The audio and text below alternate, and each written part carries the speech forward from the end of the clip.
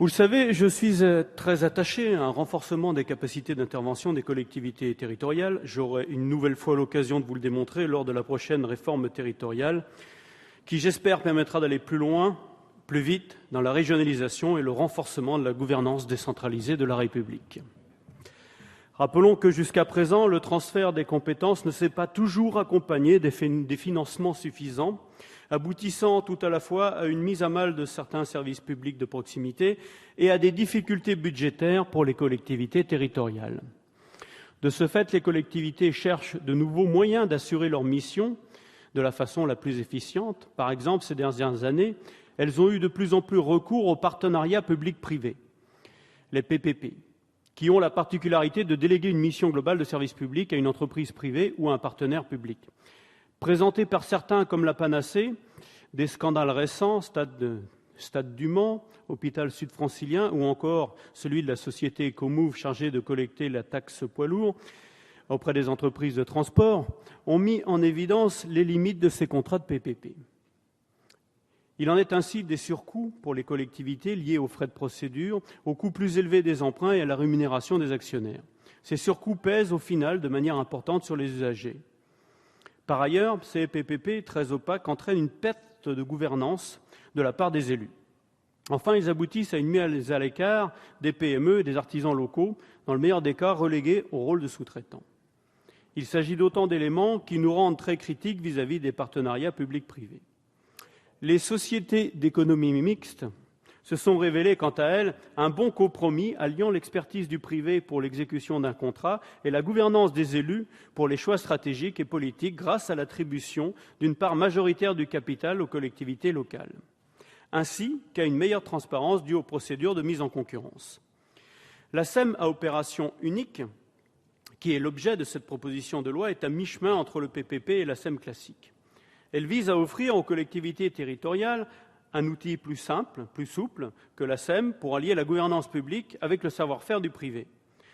Elle consistera à mettre en place un objet unique portant sur la réalisation d'une opération de service public, de construction et d'aménagement ou toute opération relevant de la compétence de la collectivité territoriale. Cela pourrait par exemple concerner la construction et la gestion d'une salle de spectacle, la gestion d'un contrat de distribution d'eau, d'assainissement ou encore de traitement des déchets. La nouveauté par rapport à la SEM classique, c'est que la collectivité territoriale pourrait être minoritaire au capital, le minimum de participation étant fixé à 34%.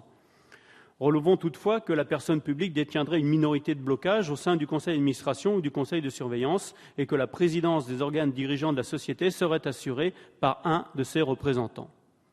Il n'en demeure pas moins que les SEM à opération unique représentent une réappropriation limitée de la gouvernance publique et nous éloignent de l'objectif au retour aux régies, alors que la privatisation, même partielle, de certains de nos services publics ont eu pour conséquence de renforcer le sentiment d'abandon d'une grande catégorie de la population. C'est la raison pour laquelle nous sommes très favorables à l'amendement 14 du gouvernement, prévoyant l'intervention de l'organe délibérant de la collectivité locale pour se prononcer sur le principe du recours à la société d'économie mixte à opération unique. Il s'agirait d'un garde-fou important, permettant une meilleure prise de conscience de l'importance d'engager sur la collectivité locale une certaine dépossession de ses moyens d'action. Les élus doivent en effet rester maîtres non seulement de l'investissement, mais également des choix techniques.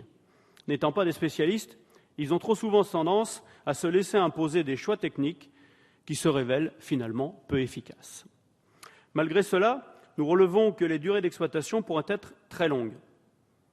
Cela peut être justifié par le coût d'investissement initial important de certains équipements. Mais cela pose à terme un réel problème de démocratie, par la désappropriation pour la collectivité de ses pouvoirs et de ses moyens du fait de décisions datant de plusieurs décennies.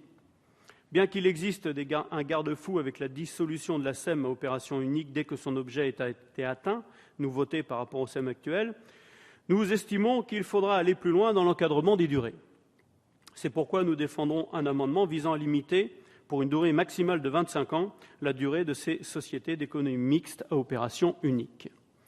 Nous notons également avec regret que les engagements à payer seront comptabilisés non comme une dette, mais comme dépenses de fonctionnement, comme pour les PPP. Cette dette cachée est problématique, d'autant que si les collectivités territoriales sont tenues de faire apparaître au bilan les coûts des loyers d'investissement des PPP, ce ne sera pas le cas pour les SEM. Nous tenons ainsi à ce que les normes comptables prennent en compte ces SEM. De même, pour les PPP, la décision d'y recourir doit être justifiée par un critère d'éligibilité, urgence, complexité ou efficience économique, au terme d'une étude préalable comparant réalisation en maîtrise d'ouvrage public et en PPP. Mais pour la SEM à opération unique, ce garde-fou disparaît et il n'est plus besoin de critères d'éligibilité. Là aussi, je défendrai un amendement visant à imposer une procédure d'évaluation par préalable comparable à celle prévue pour les contrats publics-privés. Dès lors que le contrat à exécuter serait supérieur à un seuil que nous avons établi à 2 millions d'euros. Cette enquête aurait pour but d'estimer si la SEM à opération unique serait la solution la plus avantageuse pour la personne publique. Relevons enfin que, comme pour les PPP, ce type de SEM risque d'exclure les PME. Elles s'en plaignent d'ailleurs régulièrement. Quant à nous, nous considérons important d'exclure de ce dispositif les personnes morales condamnées pour certaines infractions du Code du travail ou à la peine d'exclusion de marché public, ainsi que les entreprises en liquidation ou en redressement judiciaire. Ce sera l'objet d'un autre de nos amendements afin d'imposer à l'opérateur économique contractant les mêmes critères de non-condamnation que ceux prévus pour les entreprises qui souhaitent s'engager dans un contrat de partenariat. En définitive, mes chers collègues, nous observons avec prudence la création des SEM à opération unique. Si elles peuvent permettre d'éviter un recours au partenariat public-privé, ce qui est plutôt positif, nous ne sommes pas convaincus de l'efficacité future de ce nouvel outil. S'il offre une meilleure option que le recours au partenariat public-privé, nous les préférons les SEM classiques ou les autres entreprises publiques locales, davantage tournées vers une gouvernance maîtrisée par les élus. C'est la raison pour laquelle notre groupe a décidé de s'abstenir sur cette proposition de loi.